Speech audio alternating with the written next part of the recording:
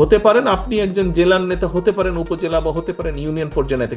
আপনার কথা, আপনার কাজ, আপনার উঠা বসা, আপনার চলাফেরা সবকিছুর উপর নির্ভর করছে বিএনপির আগামী দিনের ভবিষ্যৎ।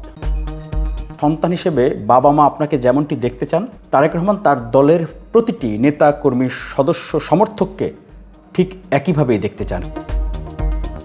আমি দেখেছি যে রাজবাড়ীতে বিএনপি যুবদলের সেদিন খুব আপত্তিকর কমেন্ট করেছিলেন, ব্যক্তিগত আক্রমণ করেও কমেন্ট করেছিলেন। যেহেতু আমি বৃহত্তর স্বার্থ চিন্তা করি, যে কারণে আমি তখন সেগুলো নিয়ে উত্তর সাধারণত দেইনি। এরপরে আমি ভেবেছিলাম হয়তো এই বিষয়গুলোর আর ধারাবাহিকতা থাকবে না। খোয়েম্বের সাথে এই প্রতিবেদন পরেও রাতে আমার 1-1.5 ঘন্টা কথা হয়েছে, কিন্তু আমি আশা করেছিলাম যে এরপরে হয়তো ওনার সমর্থকরা এই ধরনের কমেন্ট বা এই ধরনের রাজনীতিতে বিভাজন এটি করবেন না। আবার বলি, বেগম খালেদা জিয়ার চোখের পানি আমার পরিবারের রক্তের চেয়ে কিন্তু দামি, এটা আমি বিশ্বাস করি। আমি আশা করব খোয়েম ভাই আমার এই ভিডিওটি দেখবেন এবং ওনার এই সমর্থক বা কর্মীদেরকে এইটুকু বলবেন। উনি তো মনোনয়ন বোর্ডের সেই মতবিনিময় সভায় তো খোয়েম ভাই ছিলেন, আলিনাজ মাহমুদ খোয়েম। নিশ্চয়ই খোয়েম ভাই তো এই মিষ্টি খাওয়ার ব্যাপারে তারেক রহমানের কী নির্দেশনা ছিল, দলের ঐক্যের ব্যাপারে কী নির্দেশনা ছিল, রাজনীতি আগামী দিনে যে কঠিন হবে সেই কী নির্দেশনা ছিল। আমি তারেক রহমান সাহেবের যে বার্তাগুলো, আমি সচেতনতামূলক বার্তা বলেন বা পজিটিভ বার্তা মানুষের কাছে পৌঁছে দেওয়া যে দায়িত্বটা আমি পালন করি আমার ডিজিটাল প্ল্যাটফর্মে, সেগুলো তো বিভিন্ন সময় তারেক রহমান সাহেবের বক্তব্যগুলোরই পর্যবেক্ষণ। বিভিন্ন জেলাতে, এমনকি আমার নিজের জেলা রাজবাড়ীতেও মানে এই যে মিষ্টি খাওয়ার হিড়িক পড়ে গেছে আর এক গ্রুপকে দেখিয়ে, সেখানে সাধারণ ভোটার তাদের মনেও কিন্তু একটি ধাক্কা লাগবে। এর মধ্যে অনেকেই যে কমেন্ট করেছেন, সেখানে কেউ কেউ একেবারে খুবই ব্যক্তিগতভাবে আক্রমণ করে ভাষা বলে লিখেছেন। যেমন লিখেছেন, রাজবাড়ির আলিনাজ মাহমুদ খোয়েম সাহেবের লোক, মিষ্টি খাওয়া নিয়ে আপনি এত কটাক্ষ করেছিলেন, তেলের খনি নিয়ে উনি বসে আছেন। এখন তো তারেক রহমান সাহেব তো একই কথাই বলেছেন পরবর্তীতে। আমাদের প্রিয় নেতার স্পষ্ট ইনস্ট্রাকশন গতকালকে ছিল, এই কোনো মিষ্টি খাওয়া খাই চলবে না। উনি ক্লিয়ার বলছে যে এগুলো বন্ধ করেন। লজ্জা লাগে না আপনারা মিষ্টি কিসের মিষ্টি খান? ওনার কথা হলো যে আপনি মনোনীত হলেন এক জায়গা থেকে, প্রাথমিক মনোনীত হলেন, আপনি কি এমপি হয়ে গেছেন? এমপি হওয়ার পরে না আপনি ওইটা চিন্তা করতে পারেন যে ঠিক আছে আমি মিষ্টি মুখ করালাম। তা আপনি প্রার্থী মাত্র ঘোষণা হলেন আপনি মিষ্টি খাওয়া শুরু করলেন। এটার ব্যাপারে উনি কঠোর নির্দেশনা দিয়েছেন, এগুলো করা যাবে না। এখন কি বলবেন? তারেক রহমানের চেয়ে খালেদা জিয়ার চেয়ে বেশি বিএনপি করতে যাবেন না। ফেসবুকে কমেন্ট করার আগে হিসাব করবেন।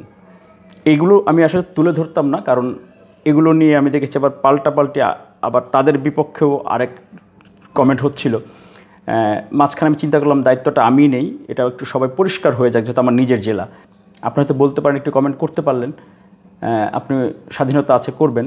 আমার জায়গা থেকে তো আমি আপনাকে পাল্টা জবাব দিতে পারলাম না। এই যে বোঝানোর কারণ হচ্ছে, আপনি যে আমাকেই জেনে বুঝে আমি একজন সাংবাদিক সঠিক তথ্য দিচ্ছি, তারেক রহমানের কথাগুলো আপনার সামনে তুলে ধরছি, তারেক রহমান কী দিক নির্দেশনা দিচ্ছেন সেগুলো তুলে ধরছি, সেটি যদি আপনি হজম করতে না পারেন, তাহলে আসলে সাধারণ ভোটার বা অন্যদেরকে কীভাবে করবেন? বিভিন্ন জেলাতে, এমনকি আমার নিজের জেলা রাজবাড়ীতেও মানে এই যে মিষ্টি খাওয়ার হিড়িক পড়ে গেছে আর এক গ্রুপকে দেখিয়ে, সেখানে সাধারণ ভোটার তাদের মনেও কিন্তু একটি ধাক্কা লাগবে। এ কথাটা উনি বললেন, এই যে মিষ্টি খান, আর এক গ্রুপ কিন্তু অসন্তুষ্ট হলো, বিক্ষুব্ধ হলো, অথবা অপমানিত হলো, যাই হোক আপনাদের থেকে সরে গেল, একটা গ্রুপ আপনাদেরকে সরে গেল।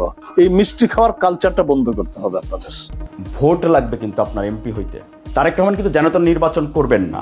আপনি যে বিএনপি করেন, আপনার মার্কা হচ্ছে ধানের শীষ, আপনার নেতা হচ্ছেন তারেক রহমান, বেগম খালেদা জিয়া। এবং সবচেয়ে বড় কথা হলো যে আপনাকে তো ভোট করে আসতে হবে। আপনার তো এই সুযোগ নাই, বা এইটা করার জন্য তো এই দীর্ঘ আন্দোলন সংগ্রাম না। আপনাকে প্রত্যেকটা ভোটারের ভোট নিয়ে আপনাকে জনপ্রতিনিধি হতে হবে। কথা, তরুণ ভোটার আছে, আপনি কয়জন তরুণ ভোটারকে আপনার দলের পক্ষে, আপনার নেতার পক্ষে আনতে পেরেছেন? নাম্বার 1। আরেকটা কথা বলেছেন যে আমাদেরকে এখন তো তারুণ্য নির্ভর, তরুণদের প্রাধান্য দিতে হবে, তাদের কথা কাজগুলো আমাদের যাতে বাস্তবায়ন করতে পারি, মানে তারুণ্য নির্ভর, এটা আমাদের প্রায়োরিটি দিতে হবে। ফেসবুকে যে সত্যটা তুলে ধরবে, কাউন্টার দেবে, সেই মানসিকতা, সেই চিন্তা চেতনাও কিন্তু নাই। আমাদেরকে সামাজিক যোগাযোগ মাধ্যমে অ্যাক্টিভ হইতে হবে, কারণ এখন তো সোশ্যাল মিডিয়ার যুগ। এইটাই আমরা একটু পারদর্শী হই, এটার ব্যাপারে উনি কাজ করতে বলেছেন আমাদের। এবারের নির্বাচন পরিষ্কারভাবে বলি, বিএনপির ভারপ্রাপ্ত চেয়ারম্যান তারেক রহমান যেমনি বলেছেন, 11 বার বলেছেন, এই এক বছর 11 বার বলেছেন আগামী নির্বাচন কিন্তু যে কোনো নির্বাচনের চেয়ে কঠিন। গুপ্তবাদ এটির বিস্তার কিন্তু ঘটেছে। প্রকাশ্য এবং কিছু অপ্রকাশ্য শক্তি নির্বাচনটাকে বানচাল করার জন্য এবং বিএনপি যেন ক্ষমতায় যেতে না পারে এরকম একটা ষড়যন্ত্র। ওনার কথা হলো যে এবার যারা মনোনীত হবেন, প্রথমে যে কয়জন প্রার্থী আপনারা প্রত্যাশী ছিলেন, প্রথম কাজ হলো যে যারা মনোনয়ন পেল না আর আপনি মনোনয়ন পেলেন, আপনি প্রত্যেকের আগে তার বাড়িতে যে আগে বুকে বুক মিলাইতে হবে। আপনি মনোনয়ন পেয়েছেন মানে আপনার কাছে সবাই আসবে আগে না, বিষয়টা উনি এটা বলেন নাই। উনি বলছেন যে আগে আপনাকে ওদের কাছে যেতে হবে। আমার মনে হয় যেন গতকালকের কথাগুলো কি ছিল আমি আপনাদেরকে বুঝাতে পেরেছি। তারেক রহমান বেগম খালেদা জিয়ার চেয়ে বেশি ত্যাগ সহ্য করেননি, নির্যাতিত বেশি কেউ হননি। ত্যাগ তিতিক্ষা জুলুম অত্যাচার এটা আর কেউ কিন্তু তারেক রহমানের চেয়ে বেশি কিন্তু কেউ হননি, খালেদা জিয়ার চেয়ে বেশি কিন্তু হননি।